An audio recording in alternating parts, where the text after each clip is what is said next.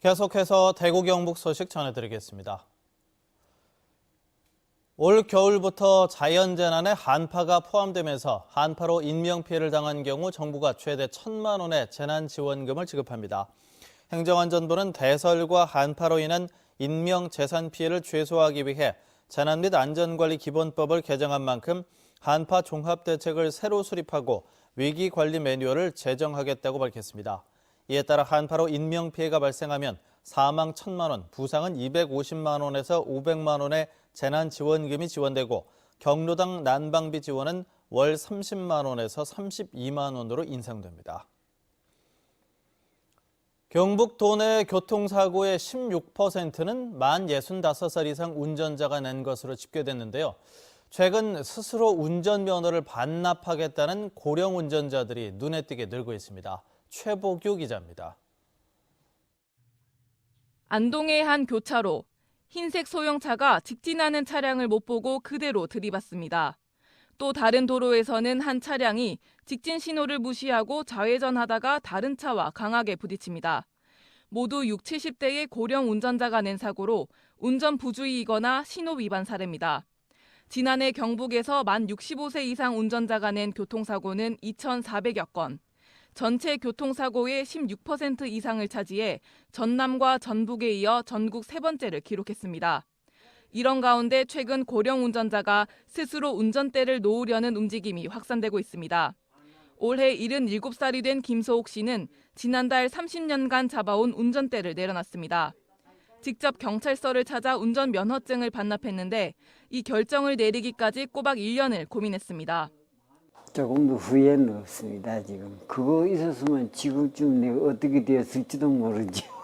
혹시나 뭐 불의의 사고나 예, 뭐 이런 불의의 사고를 낼 수도 있고. 김 씨처럼 운전면허 자진 반납 결정을 내린 고령 운전자는 올해 안동에서만 17명. 지난해까지는 단 한 건도 없었는데 올해 4월부터 신청자가 하나둘 늘었습니다. 경북 전체로는 올 들어 218명, 2016년 81명, 지난해 167명에 불과했지만 올해 급격히 증가했습니다. 특히 내년부터는 75세 이상 고령 운전자의 면허 취득과 갱신이 까다로워지면서 자진 반납 기류는 더욱 확산될 것으로 예상됩니다. 일각에서는 부산과 포항 등 일부 지역처럼 운전면허 반납에 따른 혜택 제공의 필요성도 거론되고 있습니다. 네, 부산시의 경우 어르신 교통카드 발급이나 지역 내 의료, 상업시설 이용 시 최대 50% 할인 혜택을 주고 있으며 대부분의 면허시험장이나 지자체에서는 혜택이 미흡한 편입니다. MBC 뉴스 최복입니다.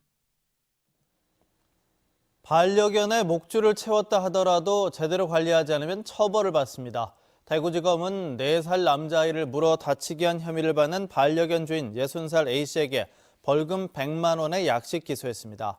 A씨는 지난달 10일 경산시 한 의류 판매장 앞에서 반려견을 데리고 산책하다 목줄을 적절하게 조절하지 않아 반려견이 4살 B군의 허벅지를 물어 전치 2주의 상처를 입게 한 혐의를 받고 있습니다. 검찰은 목줄만 채웠다고 주의 의무를 다한 것이 아니라 관리도 잘 해야 한다는 경각심을 주기 위해 약식 기소했다고 밝혔습니다. 대구지법 포항지원 형사 1단독 김경훈 부장판사는 국고보조금으로 받은 대학연구원의 연구비를 되돌려받아 가르친 혐의로 기소된 포항대 전 부총장 A씨에게 벌금 500만 원을 선고했습니다. 또 같은 혐의로 기소된 전 기획홍보팀장 B씨에게는 벌금 1,000만 원을 선고했습니다. 이들은 지난 2010년 9월부터 2011년 2월까지 국고보조금으로 지급된 연구비 9,500만 원 가운데 3천여만 원을 되돌려받은 뒤 학과 운영비와 입시 지원비 등으로 쓴 혐의로 기소됐습니다. 대구공항 국제선이 더 늘어납니다. 티웨이 항공은 오는 29일부터 대구와 일본 구마모토를 오가는 노선과 베트남 하노이를 오가는 노선을 정기 운항합니다. 또 다음 달에는 대구와 일본 사가, 필리핀 클락을 오가는 부정기편 운항을 시작합니다. 제주항공은 다음 달 22일부터 대구와 대만 타이베이를 매일 오가는 노선을 새로 취항합니다. MBC 뉴스를 마칩니다. 고맙습니다.